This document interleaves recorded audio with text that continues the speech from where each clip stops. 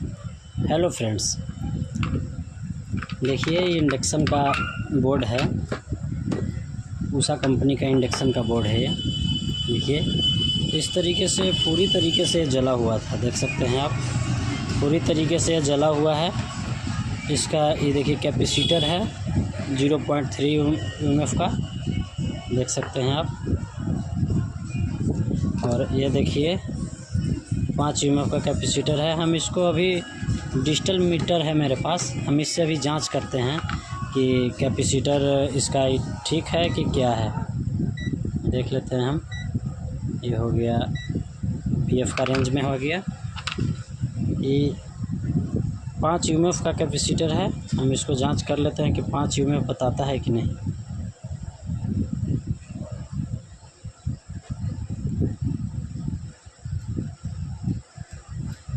देखिए फ्रेंड्स 4.9 बता रहा है। ये बिल्कुल कैपेसिटर ओके है, कोई तरह का प्रॉब्लम नहीं है इस कैपेसिटर में। लेकिन एक चीज़ बताना चाहूँगा फ्रेंड्स, ये देखिए ये फूला हुआ है, ज़रा सा फूला हुआ है। तो इसको भी हम चेंज कर सकते हैं। ऐसे ना भी करें तो कोई प्रॉब्लम नहीं आएगा, ठीक चलेगा। अब इसको चेक कर लेते हैं हम। इसको चेक कर लेते हैं। 0.3 mmf का है कैपेसिटर। अब ये देखते हैं कि है कि नहीं। 0.3 वैल्यू बता रहा है कि नहीं। देखिए ये भी बिल्कुल ठीक है, ये भी बिल्कुल ठीक बता रहा है।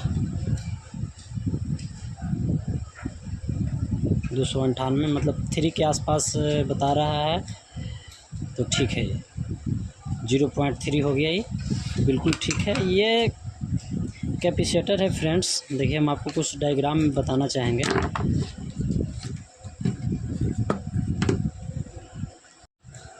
देखिए फ्रेंड्स, हम आपको एक स्ट्रक्चर समझाना चाहते हैं। इंडक्शन कैसे कार्य करता है, इसका रेक्टिफायर कैसे कार्य करता है, इसका ब्रिज कैसे कार्य करता है, हम आपको बताना चाहेंगे। देखिए यहाँ से AC लाइन इन किया, ठीक है। AC लाइन है इन किया। ये देखिए इसका 2 नाम है। एक कहीं कहीं MOV भी बोला जाता है, कहीं कहीं VDR भी बोला जाता है। हर जगह का अलग अलग नाम है इसका। ये फ्यूज़ लगा हुआ है और ये 2 डायोड लगा हुआ है IN 4007, ठीक है।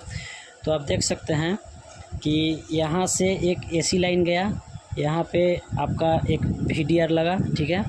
एक यहाँ से AC लाइन गया और यहाँ से AC लाइन के ज़रिए देखिए फ्यूज़ लगा।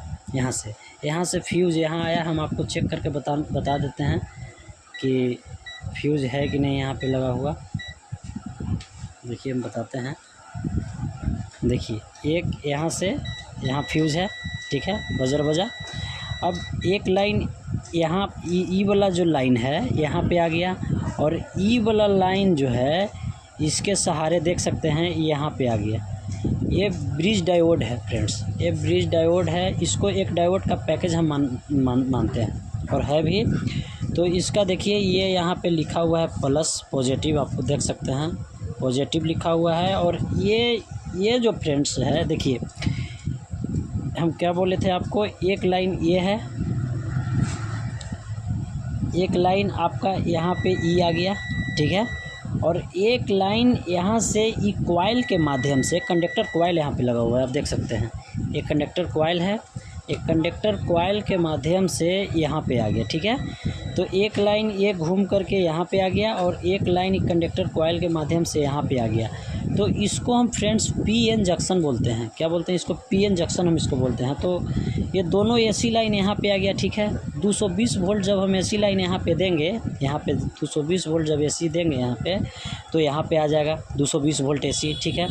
अब ये डायोड का काम है फ्रेंड्स, इसको DC कर देना।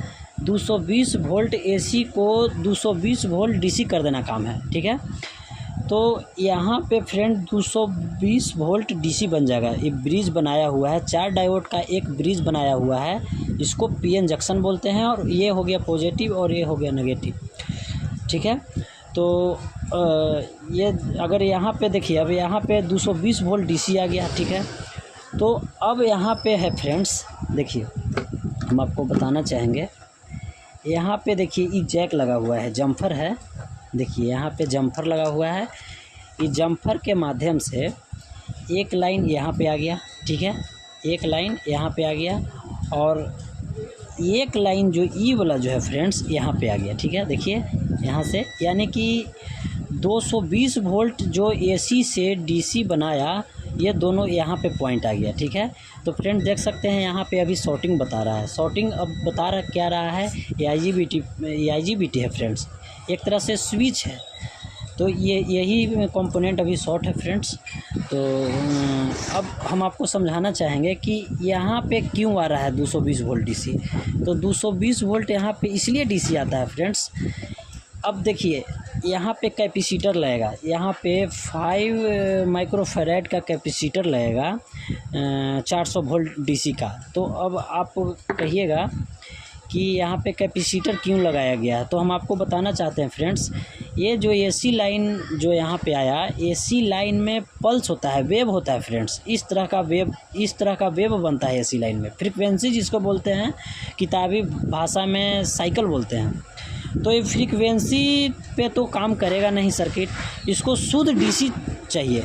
अब यहाँ पे डायोड लगाया है, डायोड पे शुद्ध डीसी, डायोड लगाने से शुद्ध डीसी नहीं मिलता है, ठीक है।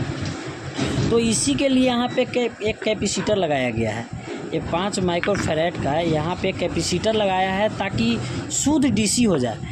न तो यहाँ पे फ्रेंड्स हम मीटर से हम जांच आपको कर के दिखा सकते हैं, हम आपको आगे वीडियो में दिखाएंगे। यहाँ पे जो है डीसी तो बन जाता है, लेकिन शुद्ध डीसी नहीं बन पाता है। डीसी डायरेक्ट इस तरह का डंडा की तरह डीसी होना चाहिए, लेकिन यहाँ पे भी हल्का डीसी में हलचल रहता है। तो इसी के लिए एक कैपेसिटर लगाया गया फ्रेंड्स। ये कैपेसिटर जब हम लगाएंगे तो यहाँ पे 220 वोल्ट जो डीसी बन रहा था, कैपेसिटर जैसे ही लगाएंगे तो यहाँ पे 300 वोल्ट डीसी बन जाएगा। तो आप बोलिएगा कि 300 वोल्ट डीसी कैसे बन गया, यहाँ पे तो 200 वोल्ट ही एसी से डीसी किया।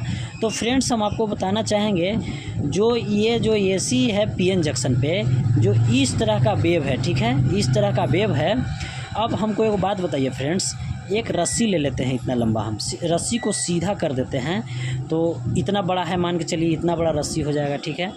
और वही रस्सी को अगर हम इस तरह से कर देते हैं तो क्या ये रस्सी छोटा नहीं हो जाएगा। तो बस यही फंडा है फ्रेंड्स। यहाँ पे साइकिल वाला है और यहाँ पे जब डीसी बना, जब कैपेसिटर हम लगाएं तो 90 नियम थ्योरी कहता है फ्रेंड्स कि 90 वोल्ट जो है 90 वोल्ट बढ़ जाता है। जो रस्सी ऐसे था उसको हम खींच दिए, यानी कि डीसी में किए तो 90 वोल्ट यहाँ पे बन गया। तो यहाँ 220 था और 90 बढ़ गया तो लगभग 300 के आसपास जो है कि 310 के आसपास यहाँ पे वोल्टेज आ जाता है फ्रेंड्स। तो बस देखिए हम आपको इसका स्ट्रक्चर का हम बता दिए कि एसी से डीसी सर्किट डायग्राम कैसे काम करता है। और हम आपको बताना चाहेंगे फ्रेंड्स, ये IGBT मॉसफेट है। अब देखिए इसका गेट लेग हो गया, आप देख सकते हैं, हम आपको बता रहे हैं। ये इसका गेट लेग हो गया, इसका ड्रेन हो गया और इसका सोर्स हो गया, ठीक है। इसको ट्रांजिस्टर के नाम पे हम इसको बेस बोलेंगे, कलेक्टर बोलेंगे और इसको एमीटर बोलेंगे। अब फ्रेंड्स, अब आप कहिएगा कि IGBT कैसे काम करता है और एक कॉइल हीट कैसे हो जाता है, ये भी आपका क्वेश्चन एक रहेगा।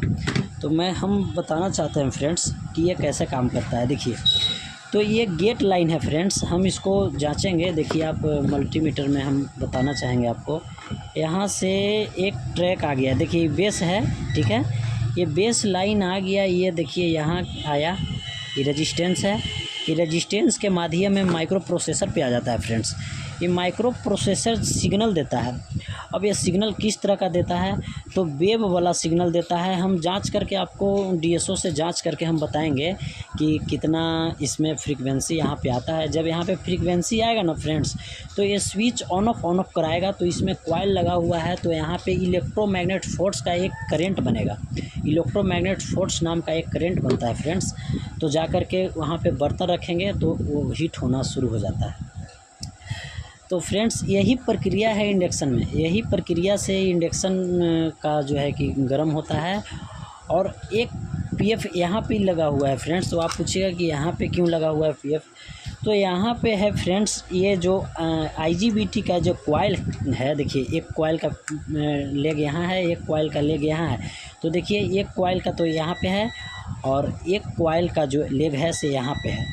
तो ये जो है फ्रेंड्स, ये 0.3 यूएमएफ का कैपेसिटर लगा हुआ है और लेकिन इसमें 1200 वोल्ट का लगा हुआ होगा। देखिए यहाँ है ना, यहाँ पे 1200 वोल्ट का लगा हुआ है, आप देख सकते हैं 1200 वोल्ट का।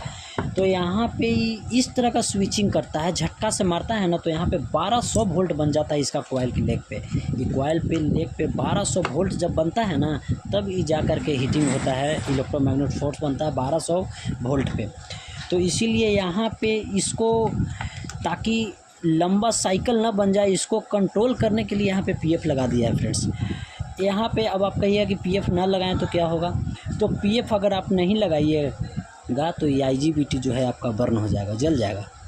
तो हम आपको इतना बता दिए फ्रेंड्स, इतना। अब फिर आगे आपको हम नेक्स्ट वीडियो में बताएंगे कि और ये इसका पावर सप्लाई कैसे वर्क करता है। देखिए पावर सप्लाई है, क्योंकि बहुत लंबा वीडियो हो जाएगा फ्रेंड्स, तो आप लोग बोर हो जाइएगा। Thanks friends.